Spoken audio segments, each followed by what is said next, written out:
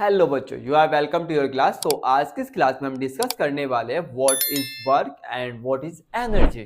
तो ये chapter specially important है नाइन्थ क्लास के लिए, एंड जो ट्वेल्थ क्लास के बच्चे हैं उनके लिए भी ये वीडियो काफी हेल्पफुल हो सकती है फॉर बेसिक। ओके, तो सबसे पहले डिस्कस करते हैं what is a work. Okay, तो वर्क होता क्या है।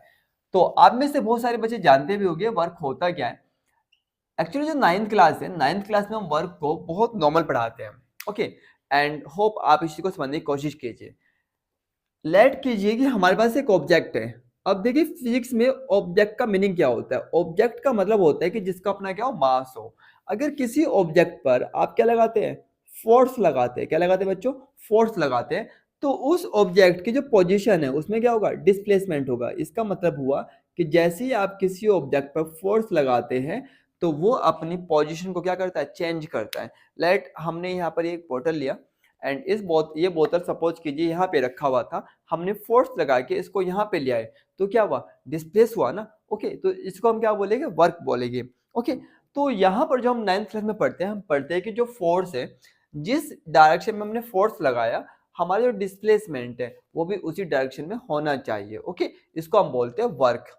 ओके, तो अगर डेफिनेशन की बात करें, सिंपल डेफिनेशन की बात करें, तो ज्यादा आपको टेंशन लेने की जरूरत नहीं है।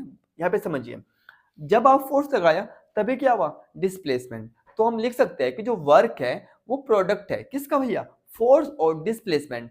प्रोडक्ट का मतलब होता है मल्टीप्लाई। अगर हम फोर्स और डिस्प्लेसमेंट को मल्टीप्लाई कर दे तो हमें क्या मिल जाता है, हमें मिल जाता है बेटा वर्क। ओके, तो डेफिनेशन बड़ी सिंपल लिखिए, आप ज्यादा टेंशन ना लीजिएगा। द प्रोडक्ट ऑफ फोर्स, और अप्लाइड फोर्स भी लिख सकते हैं आप, and displacement. Okay, is known as work done. तो देखो बच्चों, जो वर्क डन होता है उसको हम डिनोट करते हैं W फॉर वर्क, तो W से डिनोट करते हैं। ओके, तो work done is denoted by, work done is denoted by capital W। तो हम वर्क को डिनोट करते हैं किससे, कैपिटल W से। अब यहाँ पे देखिए, W is a work. Okay, equal किसके बेटा, प्रोडक्ट के। किसके प्रोडक्ट के, फोर्स और डिस्प्लेसमेंट के। ओके, तो force dot displacement. Okay, hope ये चीज आपको क्लियर हुई होगी एंड यहाँ तक आपको कोई दिक्कत नहीं होगी। अगर हम इसको थोड़ा स्टैंडर्ड पढ़े, स्टैंडर्ड का मतलब है कि नाइन्थ थोड़ा ऊपर उठ के हम पढ़े, तो यहाँ पे देखिए W is a work and F is a force. Displacement को हम D, X या S, आपको जहां से भी यहीं से डिनोट करना कर सकते हैं। मैं यहाँ पे कर रहा हूँ नॉर्मली D से, D फॉर डिस्प्लेसमेंट। अब देखिए बच्चों, जो वर्क है स्केलर क्वांटिटी। कैसी क्वांटिटी है, स्केलर, मतलब इसके पास कोई डायरेक्शन नहीं है। जो फोर्स है वो कैसी क्वांटिटी है, वो है आपका वेक्टर क्वांटिटी। एंड जो आपका डिस्प्लेसमेंट है वो भी कैसी क्वांटिटी है, वेक्टर क्वांटिटी है। अब यहाँ पे देखिए बच्चों, जब दो वेक्टर क्वांटिटी का प्रोडक्ट क्या हो, स्केलर हो, तो उस केस में उनका जो प्रोडक्ट होता है उसको हम बोलते हैं डॉट प्रोडक्ट। क्या बोलते हैं, डॉट प्रोडक्ट। तो 11th क्लास के बच्चे अगर अपनी डेफिनेशन बनाना चाहे तो आप लिख सकते हैं the dot product of. Okay, तो यहाँ पर डॉट आप लिख सकते हैं जो 11th क्लास के बच्चे, अदरवाइज जरूरत नहीं है आपको 9th क्लास के बच्चों को। ओके, यहाँ पे देखिए, तो इसका मतलब क्या होता है। देखिए हमने डेफिनेशन दी थी, अगर हम जिस डायरेक्शन में आपका फोर्स लगेगा तो उसी डायरेक्शन में क्या होगा, डिस्प्लेसमेंट होगा। लेकिन कहीं पर ऐसा नहीं होता। क्या होता है, सपोज कीजिए कि आपका जो ऑब्जेक्ट है आपसे छोटा है। ओके, एंड आप उसको खिसका के थोड़ा दूर ले जाना चाहते हैं, तो फोर्स आप कैसे लगाओगे, कुछ इस तरह से लगाओगे। ओके, उस केस में जो फोर्स है उसका जो कंपोनेंट है वो थोड़ा सा क्या होगा, तिरछा हो जाएगा।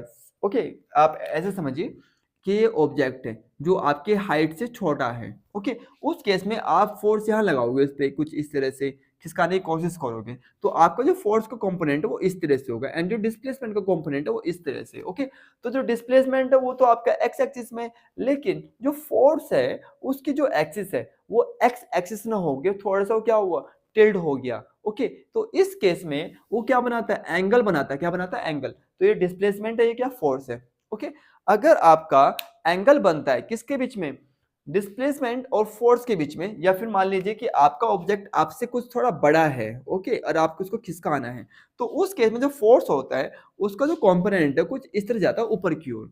तो डिस्प्लेसमेंट तो सीधा आपको करना है, लेकिन जो फोर्स है वो कहाँ जा रहा है, कुछ इस तरह से। तो इस केस में भी क्या बन रहा है बेटा, एंगल बन रहा है। क्या बनता है, एंगल। ओके, होप एंगल आपको पता होगा। ओके, 9th क्लास के बच्चे भी अगर आपको एंगल पता है तो आप इसको समझ सकते हैं। तो आपने देखा कई बार क्या होता है, कई बार ऐसी हमारे पास प्रॉब्लम आ जाती है कि जिसके जब हमारा जो फोर्स है वो डिस्प्लेसमेंट के डायरेक्शन में नहीं लगता, तो उस केस में क्या होता है, एंगल बनता है। क्या बनता है बच्चों, एंगल बनता है। किसके बीच में, फोर्स और डिस्प्लेसमेंट के बीच में। ओके, तो उस केस में हम यहाँ पर जो डॉट है उसको हटा के क्या लगाते हैं, कॉस थीटा लगाते हैं। क्या लगाते हैं बच्चों, कॉस थीटा। होप ये चीज आपको क्लियर हुई होगी। ओके, तो cos थीटा क्या है, cos थीटा एक ट्रिग्नोमेट्री फंक्शन है। ओके, एंड ध्यान रखिएगा, स्पेशली जो 9th क्लास के बच्चे हैं उनको एक्चुअली एंगल्स आपके पास है नहीं। ओके, तो लेकिन ध्यान रखिए अगर एंगल आपका 90 हो, 90 से हमारा मतलब होगा बच्चों कि ये तो हुआ डिस्प्लेसमेंट, ये क्या हुआ, डिस्प्लेसमेंट। ओके, एंड ये क्या हुआ, फोर्स। ओके, तो अगर आपका एंगल क्या हो 90, 90 का मतलब है कि जब फोर्स तो ऊपर की ओर लग रहा है वर्टिकल, एंड जो डिस्प्लेसमेंट है वो आप करना कहाँ चाहते हो, हॉरिजॉन्टल, तो उस केस में जो एंगल है फोर्स और डिस्प्लेसमेंट के बीच में कैसा बनेगा, 90 बनेगा। तो उस केस में जो वर्क है आपका क्या होगा, जीरो होगा। जीरो क्यों होगा, बिकॉज जो कोस जीरो का जो वैल्यू होता है वो क्या होता है, सॉरी कोस 90 का, नॉट जीरो, कोस 90 का जो वैल्यू होता है क्या होता है, जीरो होता है बच्चों। क्या होता है, जीरो। दैट्स वाई ये क्या बन गया, जीरो बन गया, क्योंकि कोस जीरो के लिए यहाँ रखोगे तो डब्ल्यू क्या हुआ, जीरो हो जाएगा। ओके, दूसरा बच्चों यहाँ पे ये भी समझ सकते हैं आप, कई बार क्या होता है कि जो फोर्स है और डिस्प्लेसमेंट है दोनों क्या हो, एक ही डायरेक्शन में हो। ये तो आपका फोर्स हुआ और ये आपका क्या हुआ, डिस्प्लेसमेंट हुआ। अगर एक ही डायरेक्शन में, दैट्स मीन जो एंगल है वो क्या होगा, जीरो। और कोस जीरो की वैल्यू जो बच्चों होती है वो होती है 1। क्या होती है, 1। तो उस केस में जो आपका डब्ल्यू है, आपने यहाँ 1 पुटअप कीजिए, क्या होगा, फोर्स इंटू डिस्प्लेसमेंट, एंड इसको बोलते हैं मैक्सिमम वर्क। क्या बोलते हैं, मैक्सिमम वर्क। जो 9th क्लास में हम पढ़ते हैं वो पढ़ते हैं मैक्सिमम वर्क पढ़ते हैं। क्या पढ़ते हैं, मैक्सिमम वर्क। ओके, एक केस और बन सकता है अगर आप चाहे बनाना, तो हम थर्ड केस यहाँ पे ले रहे हैं बच्चों। थर्ड केस क्या है कि अगर एंगल 180 बने, 180 से हमारा क्या मतलब है, सपोज कीजिए ये तो हो गया आपका डिस्प्लेसमेंट और ये क्या हुआ, फोर्स। ओके, तो उस केस में इनके बीच में जो एंगल है कितना बन रहा है बच्चों, 180। और अगर एंगल 180 बने तो ध्यान रखिएगा कोस 180 का जो वैल्यू होता है बच्चों वो होता है -1। और -1 अगर आप यहाँ पुटअप करते हैं तो उस केस में जो वर्क है वो क्या होगा, F इंटू डी। क्या होगा, F into minus F into D. Okay, ये जो स्पेशल केस है ये स्पेशल केस है फ्रिक्शन का। किसका, फ्रिक्शन का। क्योंकि जो सपोज कीजिए आप तो फोर्स आगे की ओर लगा रहे हो, लेकिन जो फ्रिक्शन है वो कहाँ लगेगा, पीछे की ओर। ओके, एग्जाम्पल के तौर पे यहाँ मानिएगा ये आपके पास एक ऑब्जेक्ट है जिस पर आपने फोर्स लगाया आगे की ओर, लेकिन जो फ्रिक्शन है बच्चों वो कहाँ लगेगा, वो लगेगा पीछे की ओर। ओके, और डिस्प्लेसमेंट भी आप कहाँ करना चाहते हैं, आगे की ओर करना चाहते हो। तो कुल मिला के कहने का मतलब है कि जो फ्रिक्शन फोर्स है वो कहाँ लग रहा है, अपोजिट साइड। तो फ्रिक्शन फोर्स की वजह से जो हमारा वर्क होता है वो कैसा होता है, माइनस। क्यों, क्योंकि फ्रिक्शन फोर्स की डायरेक्शन क्या अपोजिट है और डिस्प्लेसमेंट का आगे की ओर है। तो उस केस में जो एंगल है कितना होगा, 180, और 180 की वैल्यू क्या होती है, -1, और -1 यहाँ पर रखो तो क्या होगा, -F इंटू डी। तो आप सिंपल याद रखिएगा 9th क्लास में कि फ्रिक्शन फोर्स की वजह से जो वर्क डन होगा बच्चों वो क्या होगा, जीरो, सॉरी माइनस में होगा। क्या में होगा, माइनस में। ओके, होप ये चीज आपको क्लियर हुई होगी। एंड और भी पॉइंट हम पढ़ सकते हैं अगर आप पढ़ना चाहें। होप आपको ये चीज क्लियर हुई होगी, इसको हम रफ करें। ओके, और हाँ बच्चों ये लिखना मत भूलिएगा कि जो वर्क है वो कैसी है, स्केलर टर्म है। Okay, work is scalar. Okay, तो वर्क क्या आपका स्केलर है। एंड अब इसको हम रफ करते हैं, एंड रफ करने के बाद अब हम इसमें कुछ चीजों को ऐड ऑन करते हैं। तो हमने इसको रफ किया, होप आपने स्क्रीनशॉट ले लिया होगा। ओके, अगर नहीं लिया तो थोड़ा इसको बैक कर लीजिए, बैक करने के बाद आप स्क्रीनशॉट ले सकते हैं। तो यहाँ पे देखिए हम कुछ पॉइंट को नोट करते हैं। नोट क्या, देखिए बच्चों हमारा एक फोर्स होता है सेंट्रीपिटल फोर्स। अब सेंट्रीपिटल फोर्स क्या होता है, एक ऐसा फोर्स जो किसी सर्कल पे घूमने की वजह से लेके सेंटर की ओर। ओके, तो सेंट्रीपिटल फोर्स की वजह से जो वर्क डन होता है वो होता है जीरो। क्या होता है, जीरो। ओके, तो सेंट्रीपिटल फोर्स की वजह से जो वर्क होगा वो क्या होगा बच्चों, जीरो होगा। ऐसा क्यों होगा?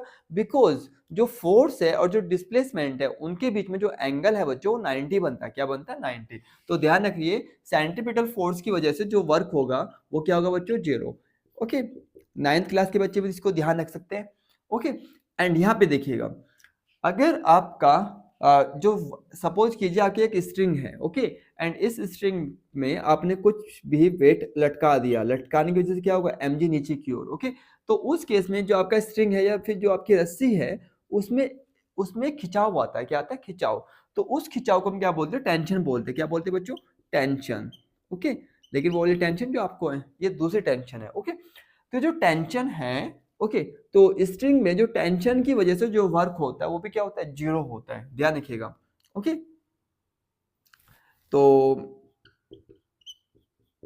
स्ट्रिंग के अंदर जो वर्क है ड्यू टू टेंशन वो भी क्या होगा बेटा? जीरो।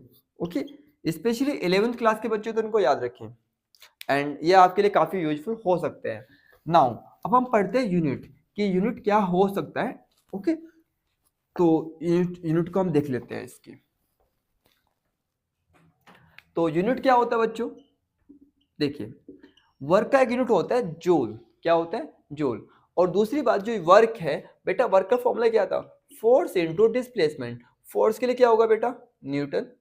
एंड डिस्प्लेसमेंट के लिए क्या होगा? मीटर। ओके, तो फोर्स के लिए न्यूटन और डिस्प्लेसमेंट के मीटर। जो डब्ल्यू है, डब्ल्यू आपके लिए जो 9th क्लास है उसमें नया होगा, तो उस केस में हम जो डब्ल्यू है उसको हम लिखते हैं जूल। तो आपका जूल किसके इक्वल हुआ? न्यूटन मीटर के। या आप कह सकते हैं कि 1 जूल किसके इक्वल है? 1 न्यूटन 1 मीटर के। ओके, तो वैसे जरूरत नहीं है, या मतलब पूरा स्टैंडर्ड आप पढ़े, ओके, बुक की तरह से आप समझिएगा।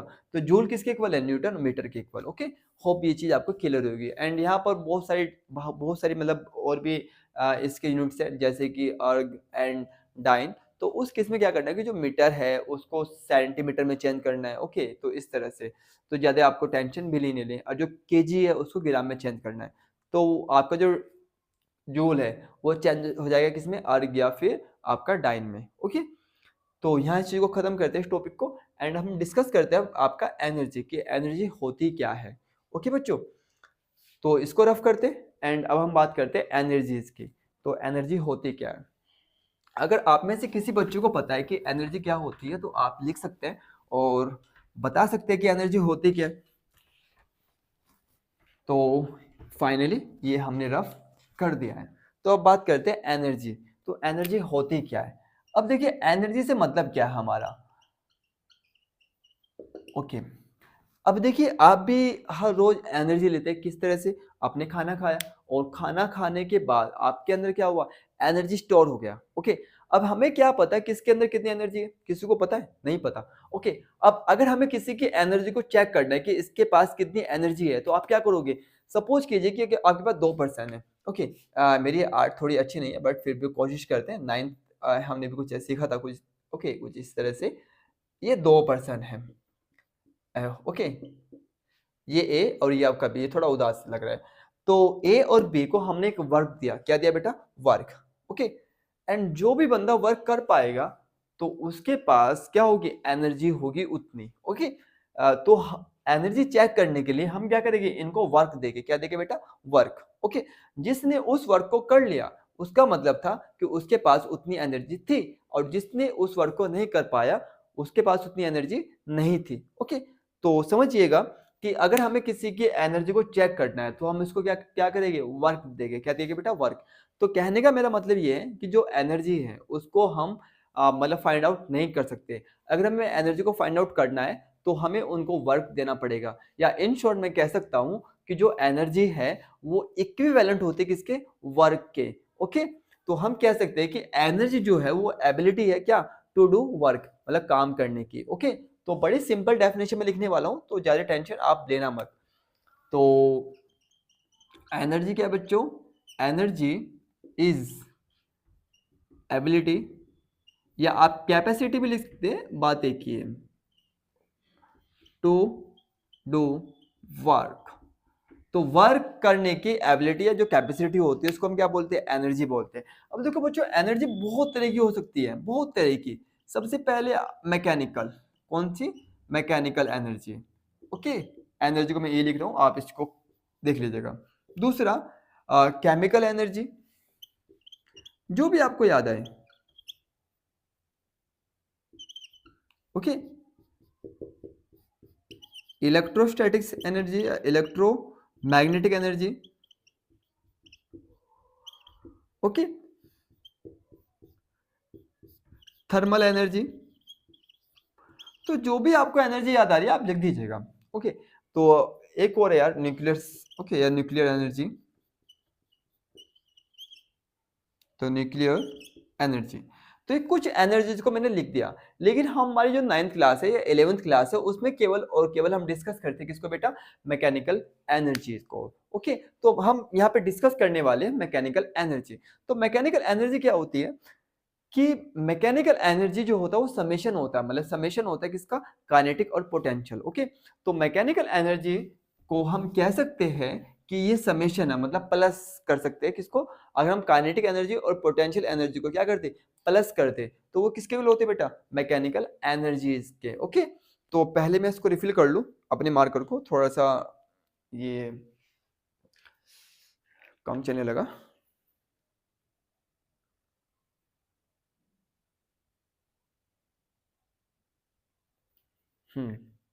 तो ये रिफिल हो चुका है। तो नाउ आपका मैकेनिकल एनर्जी, तो मैकेनिकल एनर्जी को जैसे मैंने बताया,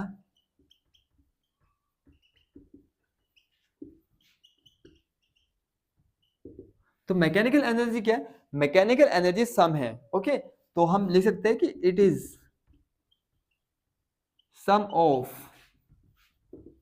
kinetic energy and potential energy, okay. तो मैकेनिकल एनर्जी जो है वो बेटा सम है किसका, काइनेटिक और पोटेंशियल का। और मैकेनिकल एनर्जी को डिनोट करते हैं, it is denoted by capital A.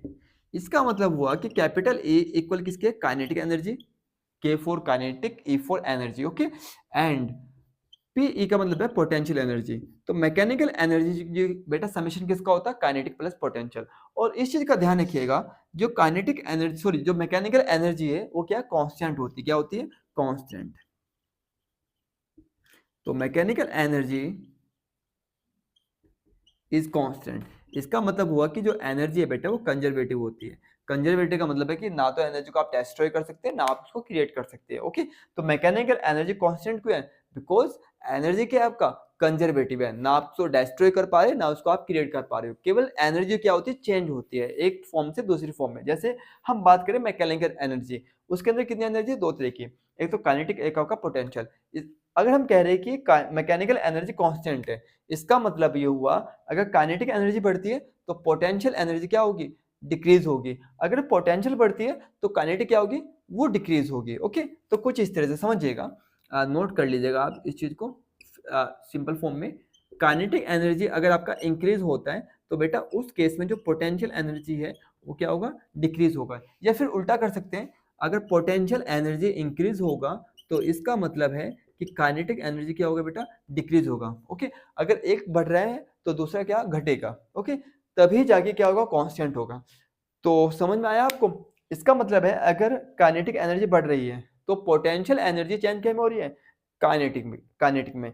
अगर यहाँ पे पोटेंशियल एनर्जी बढ़ रही है तो इसका मतलब है कि जो काइनेटिक एनर्जी है चेंज क्या में हो रही है, पोटेंशियल में। तो इस तरह से जो एक एनर्जी है वो दूसरी एनर्जी में क्या होती है बेटा, चेंज होती है, ओके। तो चलिए आप इसको ऐसे समझ सकते हैं कि ये आपकी पोटेंशियल एनर्जी है और ये आपकी काइनेटिक एनर्जी है। तो पोटेंशियल और काइनेटिक एनर्जी एक दूसरे में क्या होती है, चेंज होती रहती है, ओके। तो इस तरह से आपकी जो मैकेनिकल एनर्जी है वो क्या रहेगी, कांस्टेंट रहेगी। तो सबसे पहले हम डिस्कस करने वाले हैं what is a kinetic energy, okay. तो काइनेटिक एनर्जी समझ में आता है, काइनेटिक, काइनेटिक का मीनिंग होता है कि जहां पर जो ऑब्जेक्ट है वो मोशन में हो, क्या है बेटा, मोशन में, ओके। तो मोशन की वजह से जो एनर्जी आती है उसे हम क्या बोलते हैं, काइनेटिक एनर्जी बोलते हैं। तो काइनेटिक एनर्जी की डेफिनेशन ये है कि किसी भी ऑब्जेक्ट को ओके जब वो मोशन में है तो रुकने से पहले उसने जितना वर्क किया वही आपकी क्या है काइनेटिक एनर्जी है। ओके, तो डिस्कस करते हैं सबसे पहले kinetic energy. And I think ये वीडियो काफ़ी बड़ी हो जाएगी बिकॉज मैं कोशिश करूंगा कि वन शॉट के अंदर ये पूरी वीडियो आपकी कवर हो जाए। वन शॉट का मतलब है कि एक ही बार में। ओके, तो हम इसको रफ किया एंड नाउ अब हम डिस्कस करते हैं आपका kinetic energy. Okay, kinetic energy को मैं आगे केवल के ए लिखने वाला हूँ, के for kinetic, A for energy. तो काइनेटिक एनर्जी क्या है? ये वर्क डन है। ओके, क्या जो ऑब्जेक्ट को रुकने से पहले पहले किया गया है। ओके, तो यहां पे देखिए it is work done. Okay, is performed, sorry, performed by object before stopping। Okay, या आप लिख सकते हो कि मतलब रेस्ट में आने से पहले पहले। ओके, तो रुकने से पहले पहले जितना वर्क कर लिया वही आपकी क्या है काइनेटिक एनर्जी है। और काइनेटिक एनर्जी को हम डिनोट करते हैं किससे? इट इज डिनोटेड बाय किससे बेटा? के से। ओके, के फॉर काइनेटिक एनर्जी। तो जैसे हमने बताया था कि जो काइनेटिक एनर्जी है, कोई भी एनर्जी है, वो किसके इक्वल होगी बेटा? वर्क के। इस चीज को ध्यान रखिएगा, जो कोई भी एनर्जी है वो किसके इक्वल है? वर्क के इक्वल है। तो हम वर्क निकाल ले तो वर्क किसके इक्वल होगा? आपकी एनर्जी के इक्वल होगा। ओके, इस चीज को आप ध्यान रखिएगा। तो नाउ अब हम इसको निकालने के लिए हम यूज करते हैं इक्वेशन सेकंड। ओके, तो आपको इक्वेशन सेकंड याद, so not second, third, equation third याद होगी कि v का स्क्वायर u का स्क्वायर 2as। ओके, ये आपकी इक्वेशन है। नाउ अब इससे हमें काइनेटिक एनर्जी का फॉर्मूला कैसे मिलेगा उसको देखिएगा बड़े गौर से, ये आपके लिए काफी हेल्पफुल होगी, ऑफ कोर्स होगी। लेकिन उससे पहले मैं देख लूं क्या मेरी वीडियो लगातार चल रही है, नहीं चल रही। कई बार ऐसा होता है कि वीडियो मैं रिकॉर्ड कर रहा हूँ और जो फ्रेंड्स हैं उन्होंने कॉल कर लिया और कॉल करने के बाद वीडियो खत्म। चलो अभी तो चल रही है, कोई दिक्कत नहीं है। ओके, तो सबसे पहले क्या करना है बेटा, आपकी भी क्या फाइनल वेलोसिटी यू, क्या आपकी इनिशियल वेलोसिटी ए, क्या आपका एक्सीलरेशन, और जो एस है एस को आप लेट कर लीजिए अभी आपका डिस्प्लेसमेंट। ओके, वैसे डिस्प्लेसमेंट को मैंने डी से लिखा था, अभी आप एस मान लीजिए। ओके, यहाँ तक आपको कोई दिक्कत है हो तो बता दीजिए, वैसे बताओगे कैसे, वही सिंपल सी बात है, कमेंट करोगे आप। तो इस यू को आप इधर लाइए, जब आप इस यू को इधर लाओगे तो क्या में आएगा बच्चों? ये आएगा माइनस में। ओके, अब इसको हम इधर लाए क्यों है? क्योंकि W इक्वल क्या होता है? Force into displacement. क्योंकि हमें तो वर्क निकालना है भैया। वर्क क्या होता है? Force into displacement. फोर्स क्या होता है? M में। यहाँ पे गौर से देखो बेटा, A भी है और S भी है, कमी किसकी है? M की। और फालतू कौन है? 2। तो जो फालतू है उसको तो भेज दो इस साइड, इस साइड से मतलब है डिवाइड में।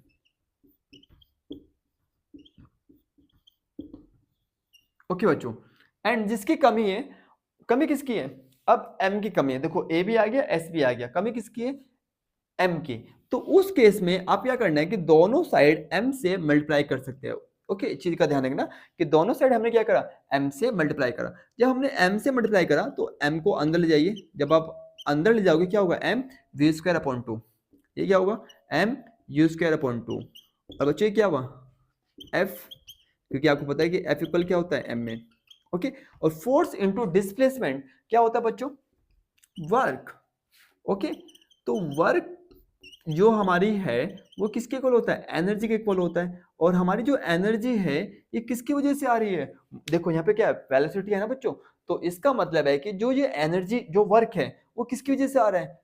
वो आ रहा है वेलोसिटीज की वजह से। इसका मतलब हुआ कि यहाँ पर जो वेलोसिटीज है उसकी वजह से एनर्जी है, बिकॉज हम पहले ही बोल चुके हैं जो वर्क है वही हमारी क्या? एनर्जी है। बिकॉज एनर्जी को आप फाइंड आउट नहीं कर सकते, तो एनर्जी फाइंड आउट ना करके आप क्या फाइंड आउट करते हैं? वर्क। तो जितना वर्क किया वही आपकी क्या है? वही एनर्जी है। ओके, तो यहाँ पे मेरा थोड़ा सा बोर्ड कम पड़ चुका है, तो थोड़ा सा मैं इस साइड लिखूंगा। ओके, तो होप यहाँ पे आपको कोई दिक्कत नहीं होगी।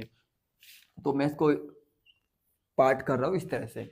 देखो v आपकी क्या फाइनल वेलोसिटी, u क्या आपका इनिशियल वेलोसिटी। तो इसका मतलब है कि जो ये एनर्जी है ये आपकी फाइनल एनर्जी है और ये जो एनर्जी है ये आपकी क्या है इनिशियल एनर्जी। तो हम इसको लिख सकते हैं k फॉर काइनेटिक, बिकॉज हमारी जो ये एनर्जी है किसकी वजह से है, वो है वेलोसिटी की वजह से, और वेलोसिटी की वजह से जो एनर्जी होगी उसे हम हमें क्या लिखिए काइनेटिक, और काइनेटिक को डिनोट कैसे करते हैं के से। ओके, तो K for kinetic, F for final, K for kinetic, I for initial. आपको पता फाइनल क्यों लिखा, बिकॉज फाइनल हमने लिखा बिकॉज वी क्या फाइनल है, यू क्या है इनिशियल है, तो इसको लिख दिया फाइनल काइनेटिक, इसको लिख दिया क्या इनिशियल काइनेटिक। बेटा इक्वल किसके है ये इक्वल है वर्क के। ओके, और जब माइनस आता है, माइनस का मतलब होता है डिफरेंस, और डिफरेंस को शो करने के लिए हम लगाते हैं के। ओके, तो ये जो आपके पास फाइनल जो इक्वेशन आई है इसको हम बोलते हैं वर्क एनर्जी थ्योरम, और ये आपका 11th में बच्चे पढ़ते हैं। Okay, work energy theorem. Okay, तो इसको हम क्या बोलते हैं वर्क एनर्जी थ्योरम। अब बच्चों देखो यहां तक तो आपको कोई दिक्कत नहीं आई होगी, अगर आई है तो प्लीज कमेंट बॉक्स में आप कमेंट कर सकते हैं। नाउ अब मुझे इधर का पोर्शन तो मतलब थोड़ा रफ करना पड़ेगा, हमारी अब मजबूरी है बिकॉज स्पेस नहीं बचा। नाउ हमने इसको रफ किया, अभी हमारा काइनेटिक एनर्जी चल रहा है। तो यहाँ पे देखिए अगर हमारा इनिशियल वेलोसिटी क्या हो जाए बच्चों, जीरो हो जाए, क्या हो जाए जीरो। अगर हमने यू का वैल्यू जीरो पुटअप कर दिया तो इसका मतलब है कि हमारा जो डब्ल्यू है क्या होगा m v square upon two. Okay, जो हमारा वर्क है वो इसके इक्वल है, और जो हमारा वर्क है वही क्या होती है एनर्जी होती है, एंड ये जो एनर्जी है किसकी वजह से है, वेलोसिटी की वजह से। तो इस वजह से हमने नाम क्या दिया इसको काइनेटिक। तो हमारा जो काइनेटिक एनर्जी का जो फॉर्मूला होता है बच्चों वो होता है m v square half. Okay, या इसको कहीं पर हम बोलते हैं half m v square. Hope ये चीज आपको समझ में आ गई होगी। नाउ अब हम बात करते हैं मोमेंटम की। तो बेटा मोमेंटम क्या होता है, मोमेंटम होता है p, एंड p इक्वल क्या होता है m इंटू वी। ओके बच्चों, तो अगर मैं मोमेंटम और k के बीच में रिलेशन निकालू, क्या निकालू रिलेशन, मतलब उनके बीच में क्या रिलेशन है। ओके, तो रिलेशन फाइंड आउट हमें यहाँ पे करना पड़ेगा कि काइनेटिक और potential, sorry note, kinetic and momentum के बीच में क्या रिलेशन आ सकता है या फिर क्या रिलेशन आता है। ओके, तो यहाँ पे देखो गौर से देखिए, एक m है एक v है, इसके पास क्या है भैया एक m है दो v है, क्योंकि v पे क्या स्क्वायर है, तो इसका मतलब है कि यहाँ पर m भी दो होने चाहिए। ओके, तो कैसे करोगे भैया, दो करने के लिए भैया m से ही हमने मल्टीप्लाई कर दिया और m से क्या कर दिया डिवाइड कर दिया। तो उस केस में क्या हो गया देखो, क्या मैं ऐसे लिख सकता हूँ, बिकॉज m से m कैंसिल, तो क्या बचेगा m v square upon two. Clear है बच्चों, हम इसको ऐसे लिख सकते हैं। तो अब मुझे बताओ बच्चों क्या हम इसको ऐसे लिख सकते हैं, लिख सकते हैं। ओके, आप क्या होगी सर लिख सकते हैं। तो एम वी किसके इक्वल है पी के, इसका मतलब ये हुआ बच्चों पी, ये यहाँ पर एम है। ओके, एंड ये क्या हुआ टू एम इक्वल किसके बेटा के मल्टीप्लाई इधर ले जाओ, क्या होगा टू एम के इक्वल किसके बच्चों पी स्क्वायर। अगर आप बोथ साइड क्या कर ले, क्योंकि स्क्वायर है तो रूट कर लीजिए, तो p इक्वल रूट टू, इसको पहले लिखिए k एंड इसको बाद में लिखिए m। तो इसको हम याद करने का तरीका बता रहा हूँ, क्या होगा 2km 2 किलोमीटर। ओके, तो जो p है वो इक्वल होगा 2 किलोमीटर रूट के अंदर। ओके, तो ये चीज आप याद रख सकते हैं। तो मोमेंटम और काइनेटिक एनर्जी के बीच में रिलेशन, होप ये चीज आपको क्लियर हो गई होगी।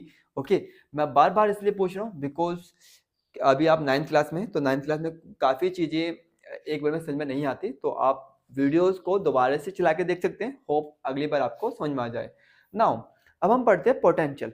अब देखिए बच्चों पोटेंशियल होती क्या है, पोटेंशियल का मतलब होता है कि हमारे अंदर कितनी एनर्जी और रह गई है किसी वर्क को करने के लिए। एंड पोटेंशियल एनर्जी जो होती है वो दो चीज़ों पर डिपेंड करती है। ओके, पहला वो डिपेंड करती है बच्चों कॉन्फ़िगरेशन पर, एंड दूसरा डिपेंड करती है बच्चों पोजीशन पर। पोजीशन से मेरा मतलब है कि वो ग्राउंड से कितनी हाइट पर रखा हुआ है। तो हमारी जो नेक्स्ट हेडिंग होगी बच्चों वो होगी पोटेंशियल, क्या होगी potential energy. Okay, and potential energy को डिनोट करते हैं पी से। ये बहुत ज़्यादा कंफ्यूजिंग हो जाता है स्पेशली 9th क्लास के लिए। तो पोटेंशियल एनर्जी को डिनोट कैसे करते हैं बच्चों, यू से करते हैं, याद रखिएगा। तो जैसे मैंने बताया कि जो पोटेंशियल एनर्जी है, ओके, जो एनर्जी आपके अंदर काम करने के बाद रह जाएगी, तो इसको हम क्या बोलते हैं?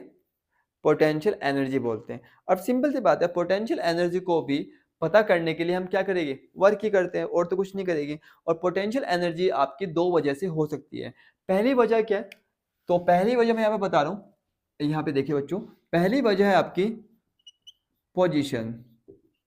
पोजीशन का मतलब है height from ground, okay. And second है आपका कॉन्फ़िगरेशन।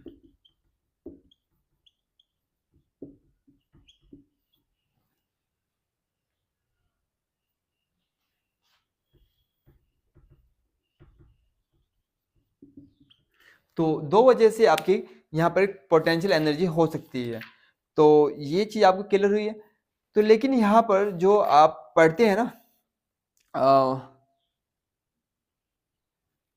ओके, जो आप यहाँ पढ़ते हैं, मतलब पोटेंशियल एनर्जी 9th क्लास में, वो केवल और केवल हम पढ़ते हैं किसकी वजह से? पोजीशन की वजह से। लेकिन कॉन्फ़िगरेशन को समझा देता हूँ मैं यहाँ पर। मैं अभी यहाँ पर एक पेपर ढूंढ रहा हूँ, वेट, मैं एक पेपर ले लेता हूँ,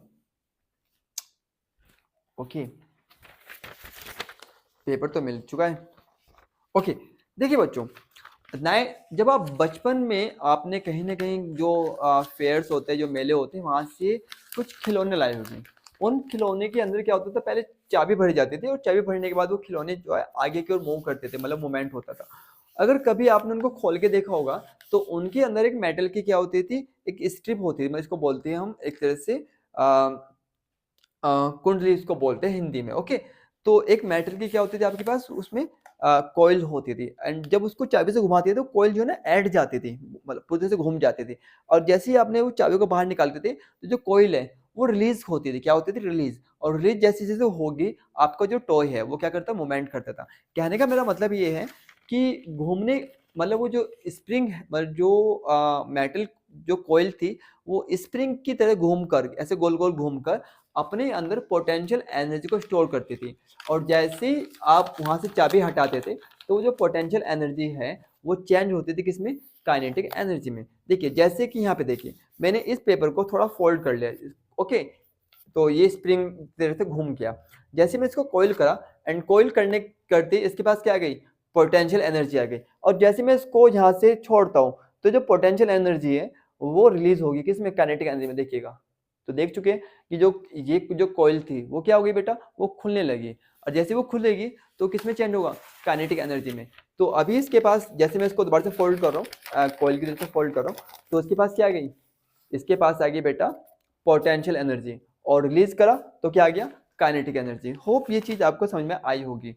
तो हमारे यहाँ पर जो है वो केवल और केवल किसकी वजह से? पोजीशन की वजह से। तो पोजीशन की वजह से क्या मतलब है? समझिएगा। सपोज कीजिए कि ये आपका वाटर है, एंड ये मेरा जो हथेली है, अभी ये ग्राउंड स्टेट पर है, ओके। तो ग्राउंड स्टेट पर इसकी जो एनर्जी है वो जीरो होगी, पोटेंशियल। काइनेटिक होगी इसके पास, लेकिन पोटेंशियल क्या है? जीरो होगी। जैसे ही मैं इसको कहाँ ले जाता हूँ? ऊपर ले जाता हूँ, तो इसकी जो एनर्जी है पोटेंशियल, ओके, वो क्या होगा बेटा? वो बढ़ जाएगा। क्यों? क्योंकि जो हाइट है वो एक हाइट पर चला गया, मतलब किसी न किसी हाइट पर चला गया। जैसे वो हाइट पे जाएगा, ओके, तो वहां पर क्या होगा? उसकी पोटेंशियल एनर्जी इंक्रीज हो जाएगी, ओके। फॉर एग्जाम्पल, आपका वाटर टैंक घर पर, ओके, जो घर पर जो छतों पर जो टैंक रखा है वाटर टैंक, उसके अंदर भी जो पानी है, ओके, तो जो पानी की अपनी क्या होती है? पोटेंशियल एनर्जी होती है, क्योंकि वो ग्राउंड से क्या काफी ऊंचाई पर है। एंड जब आप अपने टैप को ओपन करते हैं तो वहां से पानी निकलता है, वो किसका एग्जांपल है? काइनेटिक का। तो वहां पर जो पानी स्टोर है वो पोटेंशियल में है अभी। जब जब आप टैप को खोलोगे तो पानी कहाँ से आ रहा है? टैंक से आ रहा है ना। तो वहां की जो पोटेंशियल एनर्जी क्या में चेंज होती है? काइनेटिक एनर्जी में। तो ये एग्जाम्पल किसका है? पोटेंशियल एनर्जी का एट पोजिशन। तो हम यहाँ पर निकालने वाले हैं पोटेंशियल एनर्जी। तो पोटेंशियल एनर्जी क्या होती है समझिए। यहाँ पर समझिए, ये एक आपके पास ऑब्जेक्ट है जो कहाँ पर है? अभी ग्राउंड पर है, जिसकी हाइट अभी क्या है? जीरो है। मतलब ग्राउंड से जीरो हाइट है, वैसे तो अपनी खुद की हाइट होगी, लेकिन ग्राउंड से हाइट क्या है? जीरो है। तो अब मानिए कि इस ऑब्जेक्ट को ग्राउंड से एच हाइट पर ले जाने में जितना हम क्या करेंगे? वर्क करेंगे। क्या करेंगे बेटा? वर्क करेंगे, ओके। उसका हम क्या बोलते हैं? पोटेंशियल एनर्जी बोलते हैं। इसका अपना क्या होगा? मास होगा ऑब्जेक्ट का, तो इसका मतलब है कि यहाँ पे क्या होगा, mg एक फोर्स लगेगा। अगर हमको इसको ऊपर ले जाना है तो हमें mg के इक्वली एक फोर्स ऊपर की ओर लगाना पड़ेगा।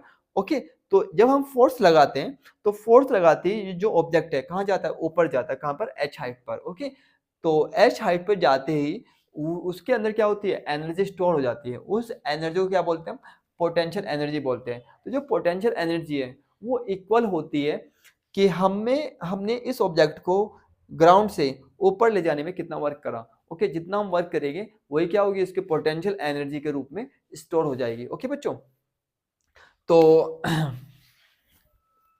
तो यहाँ पे देखिए हम बड़े सिंपल लिख सकते हैं कि work done to bring an object at h height. Okay, तो h हाइट पर ले जाने के लिए हमने इसको कितना वर्क करा, वही हमारे क्या है, पोटेंशियल एनर्जी है। और बच्चों पोटेंशियल एनर्जी को डिनोट कैसे करते हैं, यू से। अब यहाँ पे लिख भी सकते हैं कि इट इज डिनोटेड बाय, किससे बच्चा, यू से। तो यू हमारे किसके होगा, वर्क के। सिंपल सी बात है, जो हमने वर्क करा वही हमारे क्या, वही पोटेंशियल एनर्जी है। ओके, तो हम क्या कर रहे हैं, इसको ऊपर ले जा रहे हैं। कहां पर, h हाइट पर। तो h हमारी क्या, डिस्प्लेसमेंट है। हमने फोर्स कितना लगाया, जितना फोर्स नीचे की ओर लग रहा है उतना फोर्स हमने ऊपर की ओर लगाया। तो F इक्वल क्या हुआ बेटा, डिस्प्लेसमेंट। डिस्प्लेसमेंट कितना, h। तो F कितना आपका, mg, और डिस्प्लेसमेंट कितना, h।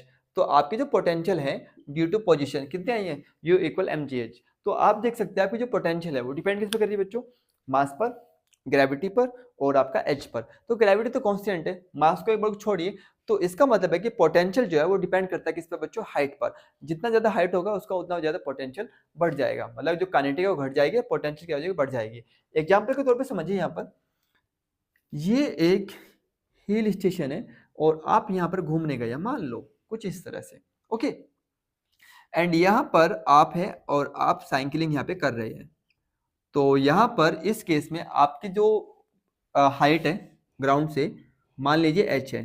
तो इस केस में आपके पास खाली क्या होगा, पोटेंशियल एनर्जी होगी। ओके, जैसे ही आप नीचे की ओर उतरना स्टार्ट करोगे तो आपकी जो पोटेंशियल एनर्जी है वो डिक्रीज होगी, और जो काइनेटिक एनर्जी है वो क्या होगी, वो इंक्रीज होगी। ओके बच्चों, एंड जैसे ही आप कहाँ पर आओगे, अपने ग्राउंड लेवल पर आओगे। तो ग्राउंड लेवल पर जैसे ही आप आओगे, सॉरी यहाँ पे इसको बनाते हैं नीचे की ओर।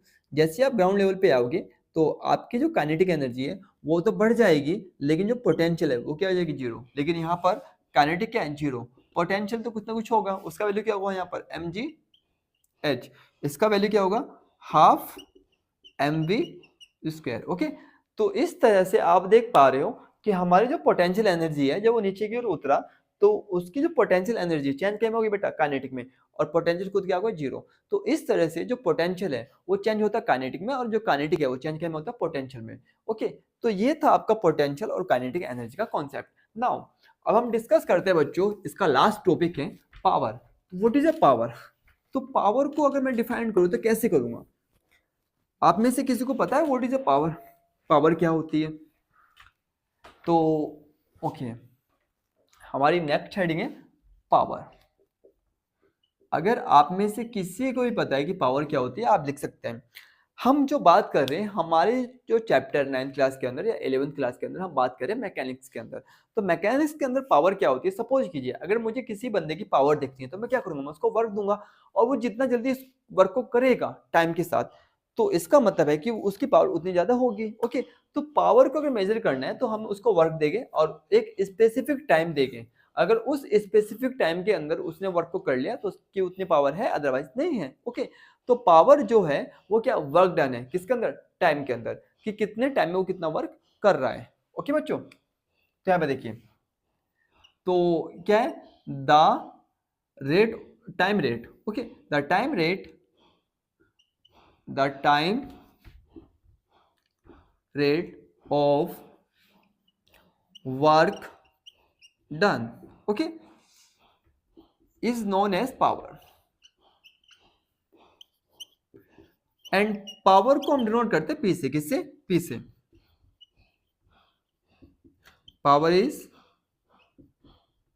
Denoted by P. अब यहां पे देखिए बेटा, मैं पहले बता चुका था पावर क्या है, कि हमने कितने टाइम में कितना वर्क किया, दैट्स कॉल्ड पावर। तो पावर का फॉर्मूला क्या होगा, work done upon time, okay, कि उसने कितना टाइम लिया है।